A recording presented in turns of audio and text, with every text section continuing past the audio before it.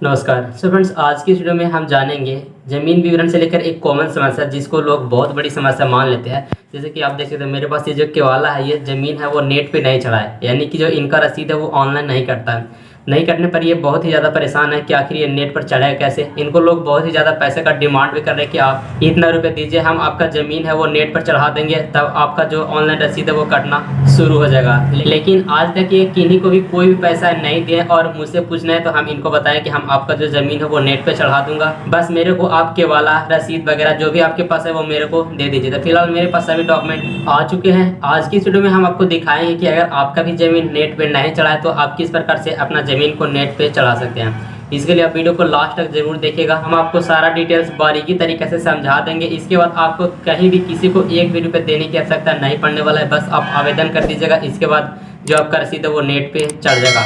इसके लिए चलते हैं अपने लैपटॉप के स्क्रीन पे और आगे का प्रोसेस आपके साथ शेयर। इसके लिए आपको अपने मोबाइल फ़ोन या कंप्यूटर, लैपटॉप जो भी आपके पास अवेलेबल होगा उसमें कोई भी एक ब्राउज़र को आपको ओपन करना होगा और उसमें आपको सिंपल सर्च करना होगा परिमार्जन।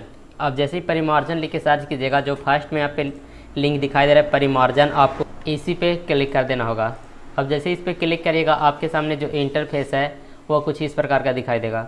देखिए अब यहाँ पे आपको करना क्या होगा, अगर आप चाहते हैं इसको हिंदी में पढ़ना तो आप ये जो हिंदी लिखा है हिंदी के ऑप्शन पे क्लिक करिएगा, सब ट्रांसलेट होकर हिंदी कन्वर्ट हो जाएगा।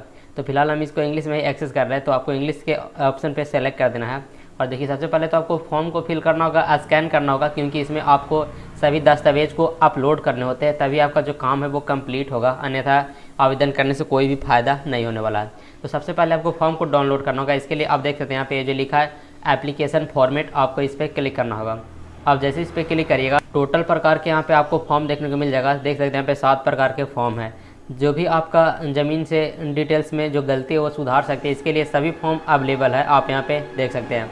जैसे कि अभी हमको जो ज़मीन है वो नेट पे नहीं चढ़ा है, तो इसको चढ़ाने के लिए चौथे नंबर का जो फॉर्म है कंप्यूटराइजेशन के दौरान छूटे हुए जमाबंदी का डिजिटाइजेशन हेतु आवेदन पत्र, तो आपको इस पर क्लिक करना है, इसको डाउनलोड कर लेना है।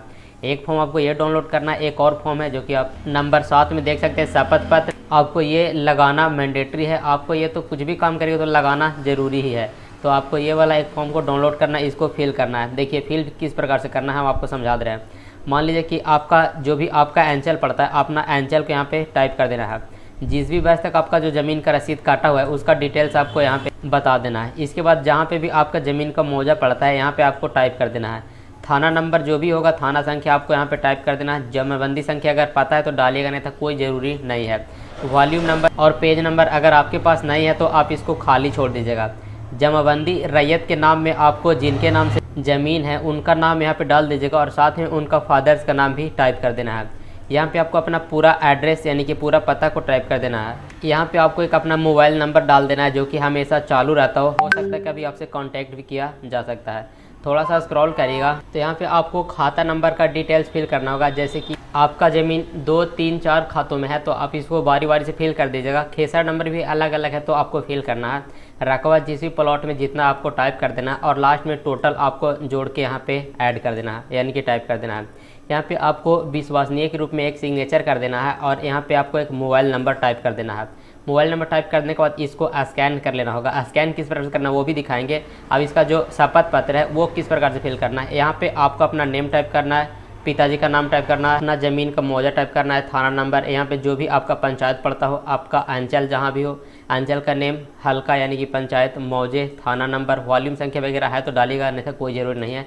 इसमें भी आपको यहाँ पे मोबाइल नंबर और एक सिग्नेचर करना है। इसके बाद स्कैन करना है। स्कैन किस प्रकार से करना है तो हम फिलहाल एक स्कैन कर रखे हैं जिनका अभी करेक्शन करने वाले थे, तो आपको देख सकते हैं यहाँ पे हम एक के वाला को ओपन अभी किए हैं और यहाँ पे आप देख सकते हैं फर्स्ट में हम यहाँ पे ये जो फॉर्म निकाल के प्रिंट किए हैं और उसको यहाँ पे फिल किए, उसको लगा दिए हैं।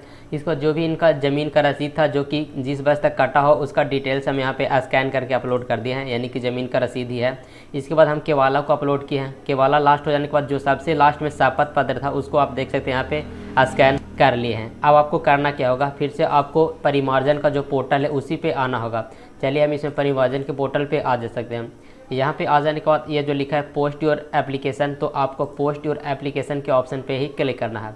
अब जैसे इस पर क्लिक करिएगा आपके सामने जो इंटरफेस होगा वो कुछ इस प्रकार का दिखाई देगा। अब यहाँ पे आपको बेसिक डिटेल फिल करना होगा। इसके लिए जिस भी नाम से आप ज़मीन को नेट पर चढ़ाना चाहते हैं उसी वाले नाम को आपको यहाँ पे टाइप करना है। इसके बाद एक वैलिड सा ईमेल आईडी आपको यहाँ पे टाइप करना होगा। मोबाइल नंबर आपको यहाँ पे फिल करना है। इसके बाद ये जो लिखा है सेंड OTP के ऑप्शन पे क्लिक करेगा तो एक OTP आएगा। OTP को यहाँ पे फिल करना है और ये जो वेरीफाई का बटन है आपको इसी पे क्लिक करना है। चलिए हम इसमें अपना विवरण को फिल करते हैं। OTP वेरीफाई हो जाने के बाद आपके सामने और भी ऑप्शन है वो इनेबल हो जाएंगे, जैसे कि आप यहाँ पे देख सकते हैं। अब इसमें आपका जो भी जहाँ पे भी आपको घर पड़ता है उस वाले एरिया को टाइप करना होगा। मान लीजिए तो यहाँ पे आपको अपना पूरा एड्रेस को ही यहाँ पे फिल करना होगा। इसके बाद आपको अपना डिस्ट्रिक्ट सेलेक्ट करना होगा, जिस भी डिस्ट्रिक्ट में आपका घर है। आपका एरिया पिन कोड जो भी होगा, एरिया का पिन कोड यहाँ पे फिल करना है। अब यहाँ पे जो प्रॉपर्टी लोकेशन है आपको इसमें ज़मीन का डिटेल्स फिल करना है, जैसे कि आपका ज़मीन कहाँ पे पड़ता है। आपको अपना ज़मीन का डिस्ट्रिक्ट सेलेक्ट करना है, सर्कल सेलेक्ट करना होगा। इसके बाद प्रोसीड के ऑप्शन पे क्लिक करना है। प्रोसीड करेगा तो इसके बाद आपको मौजा सेलेक्ट करने को बोलेगा। जहाँ पे भी आपका ज़मीन पड़ता हो आपको अपना मौजा को सेलेक्ट कर लेना है। मौजा सेलेक्ट कर लेने के बाद आपको यहाँ पे एप्लीकेशन डिटेल्स का जो एप्लीकेशन कैटेगरी है इसमें आपको ये जो फर्स्ट में दिखाया गया है ऑनलाइन दाखिल खारिज के पूर्व की जमाबंदियों में सुधार, तो आपको इसी को सेलेक्ट करना होगा। आप इसको सेलेक्ट करिएगा। फिर यहाँ पे एप्लीकेशन सब्जेक्ट में भी कुछ आएगा, जैसे कि आप देख सकते हैं यहाँ पे सबसे लास्ट में लिखा है कंप्यूटराइजेशन हेतु छूटे हुए जमाबंदी का डिजिटाइजेशन, तो आपको इसको सेलेक्ट करना है। इसको सेलेक्ट करने के बाद जो भी आप अपने जो फॉर्म को स्कैन किया है इसमें बताया है कि आप कौन कौन से दस्तावेज को लगाएगा, लेकिन इसमें आप उतना ना भी लगाइए तो भी होगा। फिलहाल जो हम आपको दिखाए हैं वो उसमें रहना चाहिए। अपलोड करने के लिए चूज फाइल के ऑप्शन पे क्लिक करना है। जहाँ पे भी आप डॉक्यूमेंट्स को रखें उसको यहाँ पे अपलोड कर देना है। इसके बाद सबमिट के ऑप्शन पे क्लिक करना है। हम एक बार अपना डेटा को अच्छे तरीके से जांच लेते हैं, उसके बाद सबमिट करते हैं। सबमिट के ऑप्शन पे क्लिक करिए तो आपको एक ग्रीवेंस ID देखने को मिल जाएगा, जिस नाम से आप आवेदन के नेम, आपका मोबाइल नंबर और करेंट स्टेटस, तो आपको ये देख लेना है। और इसके नीचे में आपको एक ऑप्शन देखने को मिल रहा होगा प्रिंट एक्नोलॉजमेंट, तो आपको इस पर क्लिक करना है और जो भी आपका एक्नोलॉजमेंट है उसको प्रिंट कर लेना है। देखिए अभी हम इसको सिर्फ सबमिट किया तो यहाँ पे करेंट स्टेटस में सबमिट ही दिखा रहा है। आप इसको स्टेटस चेक करिएगा और अगर प्रोसीड हो जाता है तो समझ लीजिए कि आपका जो काम है वो कंप्लीट हो चुका है। इसका स्टेटस किस प्रकार से चेक होगा, तो स्टेटस को चेक करने के लिए ये जो यहाँ पे ग्रीवेंस ID है इसको आपको कॉपी कर लेना है और आपको फिर से इसी परिमार्जन के पेज पे कहे तो पोर्टल पे आपको आना होगा। पोर्टल पे आइएगा तो यहाँ पे आपको एक ऑप्शन मिल रहा होगा ट्रैक योर एप्लीकेशन, तो आपको इस पर क्लिक करना है। क्लिक करने के बाद आपसे ये आपका एप्लीकेशन ID मांगेगा। एप्लीकेशन ID को फिल करना है और ट्रैक का स्टेटस के ऑप्शन पे क्लिक करना है। ट्रैक के ऑप्शन पे क्लिक करेगा तो यहाँ पे आपको दिखा देगा application is pending at office concern, यानी कि हम अभी तुरंत ही आवेदन किए इसीलिए आपको ये दिखा दिया। कुछ देर के बाद आप चेक करें तो ये अंडर प्रोसेस में चला जाएगा। अब आपको करना क्या होगा, देखिए अब आपको अर्जेंट में चाहिए कि मेरा जो ज़मीन का रसीद है वो तुरंत कटना शुरू हो जाए, तो इसके लिए आपको कर्मचारी से एक बार मिलना होगा, तभी आपका जो काम है वो होगा। अन्यथा आपको इतना अर्जेंट नहीं है तो आप 1 महीना 1.5 महीना तक हम आपको कहते हैं कि आवेदन करके छोड़ दीजिए।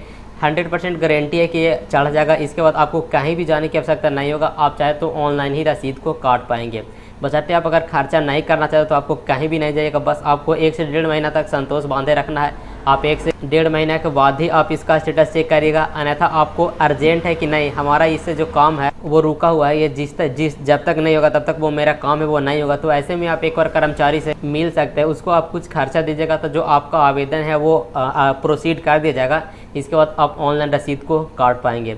सो फ्रेंड्स, ये था कंप्लीट प्रोसेस जो कि हमने आपको दिखाया। अगर वीडियो आपको अच्छा लगा हो तो वीडियो को लाइक और चैनल को सब्सक्राइब जरूर कीजिएगा। ऐसे ही इंफॉर्मेटिव वीडियो पाने के लिए आप हमारे व्हाट्सएप ग्रुप का लिंक से व्हाट्सएप ग्रुप में ऐड भी हो सकते हैं, ताकि हम आपको जो भी छोटी बड़ी नोटिफिकेशन वगैरह आता रहता है वो आपके साथ शेयर करें। तब तक के लिए मिलते हैं नेक्स्ट वीडियो के साथ। Thanks for watching. जय हिंद।